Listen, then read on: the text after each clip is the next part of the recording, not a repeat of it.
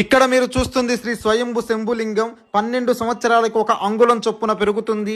శిరస్సు భాగమున సాక్షాత్తు గంగామాత కొలువయ్యుంది. ఎన్ని నీళ్లు తీసినా వస్తూనే ఉంటాయి. స్వామివారి వెనక భాగంలో జడల రూపంలో పార్వతీమాత కొలువయ్యుంది. స్వామివారి శిరస్సు భాగంలో రక్తపు మరకలు కనిపిస్తున్నాయి. ఒకసారి పరీక్షించాలని రంధ్రం ఎంత లోతుందని ఒక గ్లాసుకి తాడుకట్టి లోపలికి వేయగా 30 నుంచి 40 అడుగుల దూరం వెళ్ళిన తర్వాత ఒక్కసారిగా పైకి రక్తం పొంగుతూ వచ్చి స్వామివారి యొక్క శిరస్సు భాగం నుండి వెనక భాగం వరకు ఎర్రటి చారలు రక్తపు మరకలు ఏర్పడ్డాయి. ఫుల్ వీడియో త్వరలో మన ఛానల్లో చూడండి. అంటే స్వామివారి స్వయంలింగం అండి. స్వామివారి శిరస్సున మనం ఎన్ని నీళ్ళు తీస్తే నీళ్ళు వస్తాయండి. తీయకపోతే ఆ లింగాకారం వరకు చాయిపోతాయి. అది ఇక్కడ విశేషం అండి. ఇక్కడ స్వామివారి అర్ధనారీశ్వరుడు సగభాగం ముందు స్వామివారు ఉంటాడండి. వెనక జడాకారంలో అమ్మవారు ఉంటుంది. జడాకారంలో అది ఇక్కడ విశేషం. స్వామివారు 100 సంవత్సరాలు బెత్తిరి పెరుగుతుంటారు. పెరుగులింగం.